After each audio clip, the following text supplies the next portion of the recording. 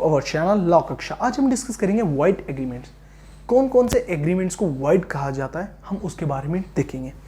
Wide agreement जो होते हैं वो वाइड एब इनिशियो होते हैं, मतलब इनिशियल स्टेज से ही हमारे वाइड कहलाते हैं।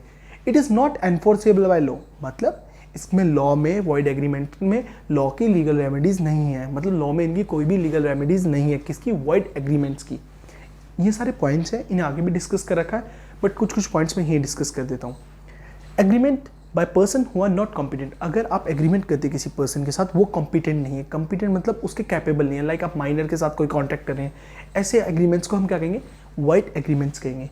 एग्रीमेंट अंडर म्यूचुअल मिस्टेक, मतलब दोनों ही पार्टीज की म्यूचुअल कोई मिस्टेक की वजह से कोई हो गया तो उसे हम वाइड एग्रीमेंट में करते हैं। Agreement with unlawful object and unlawful consideration means अगर कोई आपने एग्रीमेंट करा है किसी अनलॉफुल ऑब्जेक्ट में या अनलॉफुल कंसिडरेशन में, अनलॉफुल ऑब्जेक्ट लाइक गन या बम की सप्लाई कर रहे हैं आप तो अनलॉफुल ऑब्जेक्ट हो गया, उस एग्रीमेंट को क्या कहेंगे, वाइड एग्रीमेंट। अनलॉफुल कंसिडरेशन क्या हो गया, जैसे आपने किसी भी पर्सन को पैसे दिए दूसरे पर्सन को हार्म पहुंचाने के लिए या किल करने के लिए, तो ऐसे कंसिडरेशंस को क्या कहते हैं, अनलॉफुल कंसिडरेशंस। वो सारे किस में आ जाते हैं, हमारे वाइड एग्रीमेंट्स में। नेक्स्ट क्या है, एग्रीमेंट विदाउट कंसिडरेशन। देखिए आपको पहले पता है no consideration equals to no contract, मतलब जहाँ कंसिडरेशन ही नहीं है वहाँ कॉन्ट्रैक्ट नहीं माना जाता। यहाँ लिखा है एग्रीमेंट विदाउट कंसिडरेशन, अगर वो कंसिडरेशन नहीं है उसमें कॉन्ट्रैक्ट में तो वो क्या होता है, वाइड एग्रीमेंट होता है। Agreement in restraint of marriage, अगर आप किसी की मैरिज को करने से रोक रहे हैं, रिस्ट्रेंट कर रहे हैं, वो एग्रीमेंट्स क्या होते हैं, हमारे void agreements. Agreement restaurant of trade, restaurant of legal proceeding, मतलब अगर आपको किसी को ट्रेड करने से प्रोविजन लाइक रोक रहे हैं, है ना, रेस्ट्रेंट कर रहे हैं, या लीगल प्रोसीडिंग किसी भी कोर्ट की प्रोसीडिंग या किसी को भी केस जाने से या कोर्ट में जाने से रोक रहे हैं, किसी को भी फाइलिंग करने से रोक रहे हैं, इन जगह क्या हो गया हमारा, वो एग्रीमेंट्स क्या हो गए, वाइड एग्रीमेंट्स हो गए। इनके एग्जाम्पल दे देता हूँ, लाइक अगर तुम यहाँ ट्रेड करोगे, लाइक मैंने कोई एग्रीमेंट कर लिया, आप यहाँ ट्रेड नहीं करेंगे, मैं आपको रोकने लगा, बैरियर करने लगा, कंसल्टेशन देने लगा, या आपको फिजिकली रोकने लगा या फोर्स लगा के रोकने लगा, वो सारे एग्रीमेंट्स होते हैं वाइड एग्रीमेंट्स। अब आते हैं agreement the meaning of which is uncertain. जो हमारे एग्रीमेंट होते हैं उनमें अनसर्टेनिटी हो तो वो क्या होंगे, हमारे वाइड एग्रीमेंट होंगे। Wagering agreement and impossible act. Wagering agreement कौन से होंगे, वेजरिंग एग्रीमेंट वो एग्रीमेंट्स होते हैं जो हम फ्यूचर इवेंट के बेसिस पे करते हैं, मतलब लाइक जैसे इंडिया एंड पाकिस्तान का मैच हो रहा है, मैंने कहा इंडिया जीतेगी, सट्टा लगाना, तो ऐसा कि नेक्स्ट बॉल पे सचिन तेंदुलकर 6 मारेगा, तो ऐसे एग्रीमेंट्स क्या हो गए, हमारे वेजरिंग एग्रीमेंट्स हो गए, वो भी कंसीडर किस में करे जाएंगे, वाइड एग्रीमेंट्स में। नेक्स्ट से इम्पॉसिबल एक्ट, ऐसा कोई एक्ट जो इम्पॉसिबल टू परफॉर्म हो। जैसे अगर मैंने किसी लेडी को कहा, मैरिड लेडी को कहा कि मैं आपसे शादी करना चाह रहा हूँ, तो ये चीज़ और वो मेरे साथ कॉन्ट्रैक्ट में भी आ गई, यस कि मैं आपसे शादी कर रही हूँ, तो उसमें क्या हो गया, वो हमारा इम्पॉसिबल एक्ट हो गया। ठीक है, come to the next slide. Mix of fact material, इसमें क्या है, जो हमारा फैक्ट मटेरियल है वो उसकी मिस्टेक हो गई। जैसे क्या मिस्टेक हो गई, जैसे मैंने कोई घोड़ा है, एग्जांपल मैंने यहाँ दे रखा है, जैसे कोई मेरा घोड़ा है, मैंने वो सोल्ड आउट कर दिया और क्या हो गया, उसकी डेथ हो गई, तो यहाँ क्या हो गया, जो मटेरियल ही था, जो फैक्ट था, जिसके बेसिस पर, ऑब्जेक्ट के बेसिस पर हम डील कर रहे थे, वही नहीं रहा, तो फिर वो हमारा क्या हो गया, मिस्टेक ऑफ फैक्ट में कंसिडर हो गया। अब आते हैं mistake about title, quality, quantity, price. इन तीनों ही चारों में सब सिमिलर चीज़ें हैं। जैसे यहाँ हमारी क्वालिटी को लेके मिस्टेक हो गई, जैसे हमने दिखा कुछ और दिया गलती से और सेंड कुछ और कर दिया, लाइक हमने कोई और सा चावल किसी, लाइक मैं शॉपकीपर हूँ, मतलब तो मैंने आपको चावल कोई और सा दिखा दिया और आपने कहा ठीक है मेरा ऑर्डर कर दो, और मैंने आपको कोई और सा सोल्ड कर दिया, तो क्वालिटी को लेकर हमारा दिक्कत हो गई। अब आते हैं क्वांटिटी। क्वांटिटी क्या है, जैसे आपने कहा 10 किलो मेरा बुक कर दो चावल, मैंने क्या कर दिया, क्वांटिटी 10 की जगह 100 कर दी, मतलब एक जीरो की किसी नंबर की वजह से हमारी मिस्टेक हो गई। ठीक है, ऐसे एग्रीमेंट से हो गया मिस्टेक ऑफ अबाउट, वो मिस्टेक ऑफ क्वांटिटी में आ गया। अब आते मिस्टेक अबाउट प्राइस, प्राइस को रिगार्डिंग, जैसे मैंने पूछा, आपने पूछा कितने रुपए किलो चावल है, मैंने बोला 10 रुपये किलो, एग्जाम्पल दे रहा हूँ मैं, तो गलती से क्या हो गया, हमारी क्या लेके प्राइस को लेके हो गई, जैसे 10 और मैंने 100, तो ऐसी चीज़ें कोई भी प्राइस को लेके, किसी भी क्वांटिटी को लेके या किसी भी क्वालिटी को लेके या टाइटल को लेके मिस्टेक होती है, वो इन सब में कंसिडर होती है। Come to the next slide. Agreement restraint of marriage, 5 number में कई बार वेरी शॉर्ट्स में ज़रूर आ जाता है, इसलिए मैंने बोला था ये डीपली समझाऊँ। Every agreement in restraint of marriage of any person other than a minor is wide. अगर आप किसी भी पर्सन को रेस्ट्रेंट रोकते हो शादी करने से, अगर वो माइनर है तो आप रोक सकते हो, अदरवाइज वो क्या हो गया, वाइड कहलाता है। Any agreement which restrict a person freedoms to marry is void, मतलब आप किसी भी पर्सन की फ्रीडम, किसी भी पर्सन की मैरिज करने की फ्रीडम को रोकते हो तो वो होते हैं एग्रीमेंट्स, क्या होते हैं, वाइड होते हैं, अगेंस्ट पब्लिक पॉलिसी।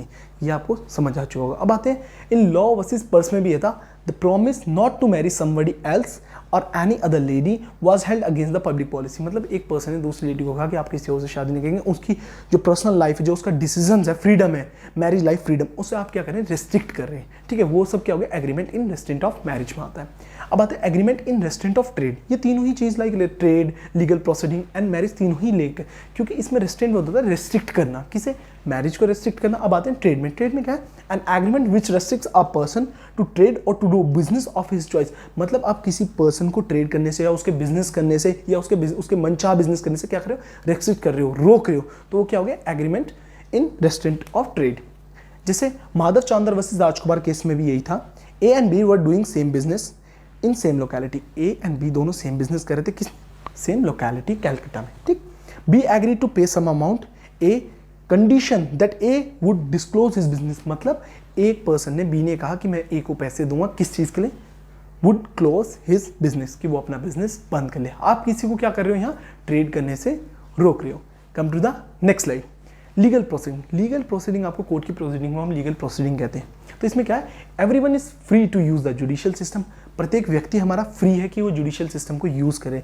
अगर उस पर कोई चीज़ होती है या कमिट होता है, कोई क्राइम उसके साथ होता है, कुछ भी होता है, या कोई भी उसके साथ इम्पार्शियलिटी होती है, तो आप जाके कोर्ट में क्राइम वो कर सकते हैं, लीगल प्रोसीडिंग कर सकते हैं। ठीक है, तो यहाँ क्या, everyone is free to use the judicial system against wrongful act. जैसे मैंने बताया, अगर आपके साथ कोई क्राइम होता है, कुछ भी चीज़ होती है, उसके आगे आप अगेंस्ट जुडिशियल सिस्टम का यूज़ कर सकते हैं। Agreement is wide if it is taking away this legal freedom. मतलब आपका लीगल फ्रीडम, जो हमारे राइट है कि हम लीगल फ्रीडम को यूज़ कर सकते हैं, लीगल जुडिशियल सिस्टम को हम यूज़ कर सकते हैं, उससे क्या करा, रेस्ट्रिक्ट कर दिया। ठीक है, तो वो हमारा किस में आ जाता है, agreement in restraint of legal proceeding. Ambitious and ascertain event, ये क्या है, सेक्शन 29 क्या है, if meaning of the agreement is ascertain और void.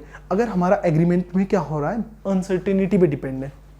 For example, A agree to sell B 100 tons of oil if it is confusing which oil. मतलब यहाँ हमारी uncertainty create होती है, मतलब कि हमें पता ही नहीं है कि कौन सी चॉइस, कौन सी ऑयल है, या किसी सर्कमस्टांसेस पे डिपेंड करती है, वो किस में आता है, हमारे अनसर्टेन एग्रीमेंट्स में। Agreements by way of wager, मैंने वेजर बता दिया कि वेजरिंग एग्रीमेंट क्या होते हैं, वॉइड होते हैं। कौन से होते हैं, लाइक अ सट्टा, जैसे मैंने आपको बता दिया कि सट्टेबाजी करना, यहाँ हमारी लीगल रेमेडी अवेलेबल नहीं होती है। ठीक है, two parties have opposite view on certain event result of which is to win और लूज द मनी। मतलब क्या कहा, सट्टेबाजी। जैसे मैंने कहा कि दोनों पार्टी के अलग अलग इवेंट है, तो मैंने कहा इंडिया जीतेगी, दूसरे का पाकिस्तान जीतेगी, तो हमारे अलग अलग वो हो गए क्या, व्यूज। तो हमने क्या कर दिया, विन और लॉस पे पैसा लगा दिया। ठीक है, कि कौन जीतेगी कौन नहीं जीतेगी।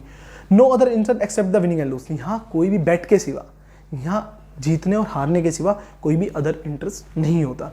ठीक है, come to the next slide, void and voidable contract. सबसे ज़्यादा क्वेरीज इसी में आती है, सर वाइड कॉन्ट्रैक्ट क्या होता है, वाइडेबल कॉन्ट्रैक्ट होता है।